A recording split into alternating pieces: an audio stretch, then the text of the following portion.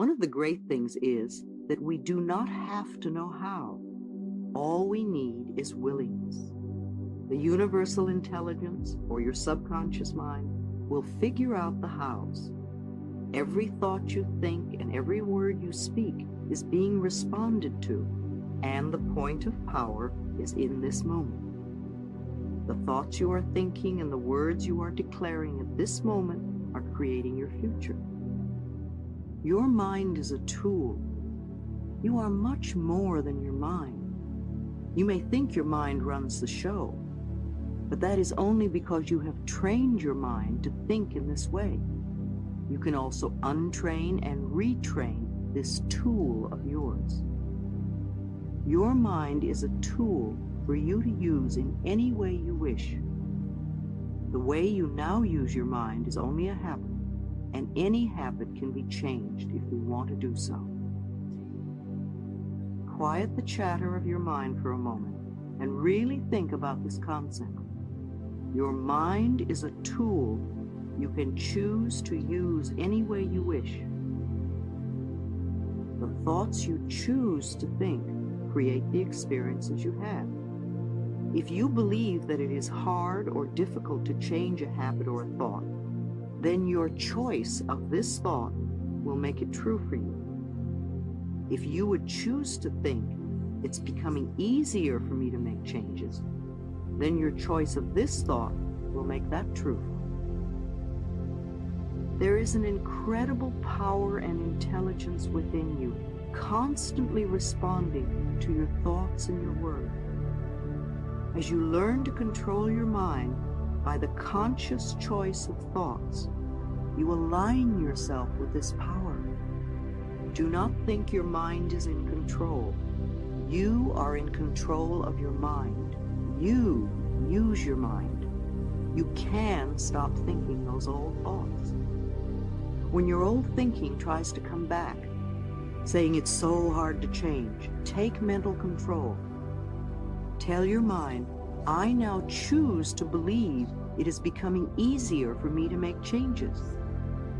You may have this conversation with your mind several times before it will acknowledge that you are in control and that what you say goes. The only thing you ever have any control of is your current thought. Your old thoughts are gone. There's nothing you can do about them except live out the experiences they caused. Your future thoughts have not been formed, and you do not know what they will be. Your current thought, the one you're thinking right now, is totally under your control. You know, if you have a little child who has been allowed to stay up as late as it wishes for a long time, and then you make a decision that you now want this child to go to bed at 8 every night, what do you think the first night will be like? The child will rebel against this new rule and may kick and scream and do its best to stay out of bed. If you relent at this time, the child wins and will try to control you forever. However, if you calmly stick to your decision and firmly insist that this is the new bedtime, the rebelling will get less and less. In a few nights, the new routine will be established. It is the same with your mind. Of course it'll rebel at first. It does not want to be retrained, but you are in control. And if you stay focused and firm, in a very short time, the new way of thinking is established. And you will realize that you are not a helpless victim of your thoughts, but rather a master of your own mind. Let's do an exercise, letting go. Close your eyes. Take a deep breath. As you exhale, allow all the tension to leave your body. Let your scalp, forehead, and your face relax. Let your tongue and your throat and your shoulders relax. Let your back and your abdomen and your pelvis relax. Let your breathing be at peace as you relax your legs and feet. Is there a big change in your body? Notice how much you hold on. If you are doing it with your body, You're doing it with your mind. In this relaxed, comfortable position, say with me, I am willing to let go. I release all tension. I release all fear. I release all anger. I release all guilt. I release all sadness. I let go of all old limitations.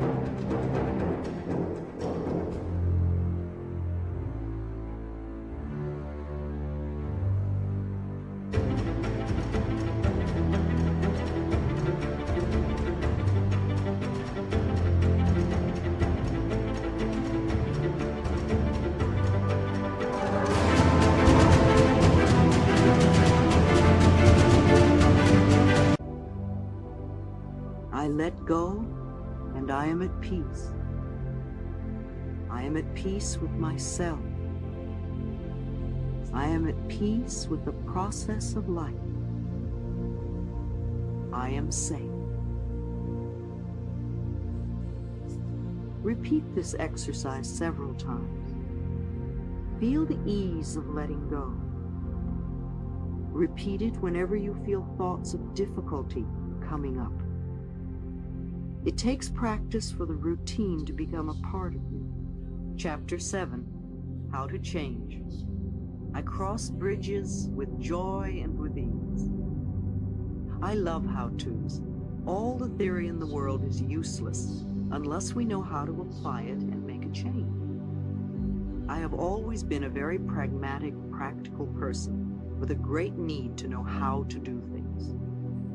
The principles we will be working with at this time are nurturing the willingness to let go, controlling the mind, learning how forgiveness of self and others releases us, releasing the need. Sometimes when we try to release a pattern, the whole situation seems to get worse for a while. This is not a bad thing. It is a sign that the situation is beginning to move. Our affirmations are working, and we need to keep going. Example, we are working on increasing prosperity, and we lose our wallet. We are working on improving our relationships, and we have a fight. We're working on becoming healthy, and we catch a cold. We're working on expressing our creative talents and abilities, and we get fired. Sometimes the problem moves in a different direction, and we begin to see and understand more. For example, let's assume you are trying to give up smoking, and you are saying, I am willing to release the need for cigarettes. And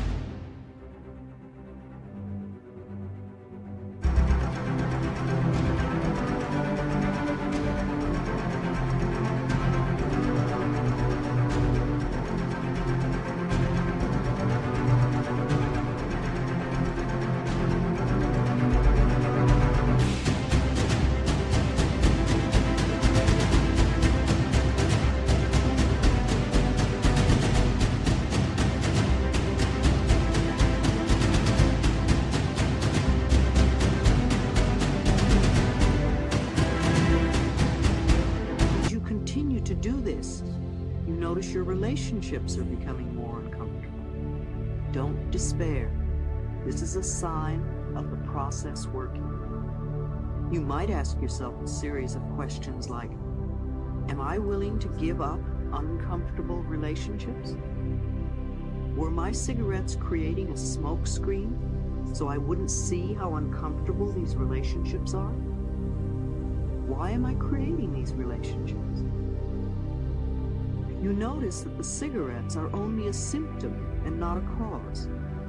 Now you are developing insight and understanding that will set you free. You begin to say, I am willing to release the need for uncomfortable relationships. Then you notice the reason you're so uncomfortable is that other people always seem to be criticizing you.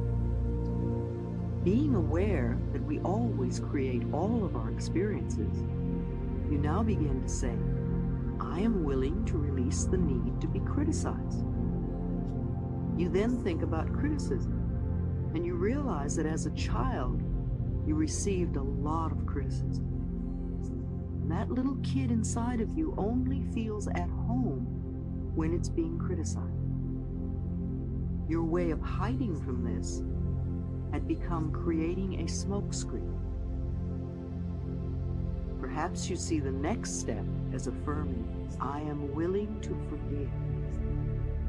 And as you continue to do your affirmations, you may find that cigarettes no longer attract you, and the people in your life no longer criticize you. Then you know you have released your need. This usually takes a little while to work out. If you are gently persistent and are willing to give yourself a few quiet moments each day to reflect on your process of change, you will get the answers. The intelligence within you is the same intelligence that created this entire planet.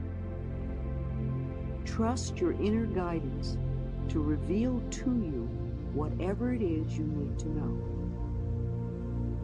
In a workshop situation, I would have you do the following exercise with a partner.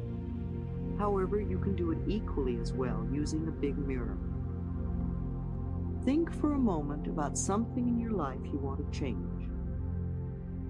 At the mirror, look into your eyes and say aloud, I now realize that I have created this condition, and I am now willing to release the pattern in my consciousness that is responsible for this condition.